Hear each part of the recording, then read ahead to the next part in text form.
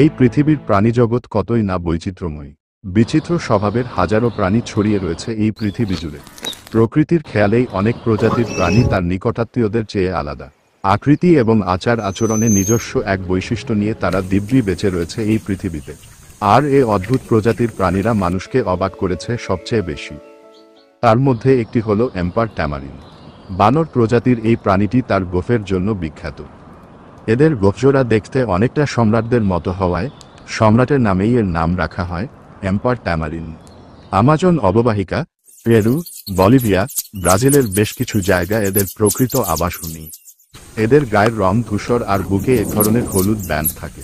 সাদা গোফজোড়া দুদিকে মেলে রাখলে দুই কাঁধ ছাড়িয়ে যায়।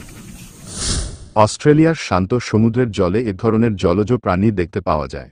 অনেকটা জলজ আগাছার মতো ভাসতে দেখা যায় প্রাণীটিকে। এর নাম লিফি সি ড্রাগন। অস্ট্রেলিয়ার সমুদ্রে বেশি দেখা যায় বলে এদের আরেক নাম অস্ট্রেলিয়ান সি হর্স। এরা মেরুদণ্ডী মাছজাতীয় প্রাণী। এদের বৈজ্ঞানিক নাম ফিকোডোরাস ইকুয়েস। দেখলে মনে হয় আগাছার ডালপালা ও পাতায় পানি ভর্তি, সারা শরীর জুড়ে সবুজ আর হালকা কমলা রঙের সাথে হালকা সোনালি আভা। স্ত্রী লিফি সি ড্রাগন উজ্জ্বল গোলাপি রঙের হয়। স্ত্রী মাছ প্রায় 250টির মতো ডিম পারে, আর এই ডিম তারা পুরুষ প্রাণীর লেজে স্থানান্তরিত করে দেয়। পুরুষ প্রাণী প্রায় 9 সপ্তাহ ধরে তার দেহে ডিমগুলোকে লালন পালন করে। এরপর ডিম ফুটে বাচ্চাগুলো এক এক করে পুরুষ প্রাণীর লেজ থেকে বেরিয়ে আসে। 1982 সাল থেকে অস্ট্রেলিয়া সরকার এই প্রাণীটি শিকার করা বা ধরা নিষিদ্ধ বলে ঘোষণা করেছেন। বানরকুলের সবচেয়ে ছোট প্রাণী pygmy marmoset. Brazil, Colombia, Ecuador এবং পেরুর কিছু অংশে এই প্রাণীটি পাওয়া যায়। এই প্রজাতির প্রাণী উচ্চতায় 14 থেকে 16 সেন্টিমিটার।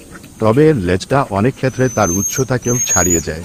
শুধু লেজটাই প্রায় 15 থেকে 20 সেন্টিমিটার। এদের বৈজ্ঞানিক নাম সিবুয়েলা পাজিয়েমাইয়া। গাছ বেয়ে ওঠার জন্য এদের পায়ে নখ রয়েছে, যা অন্য বানরদের নেই। এদের দাঁতও বেশ তীক্ষ্ণ।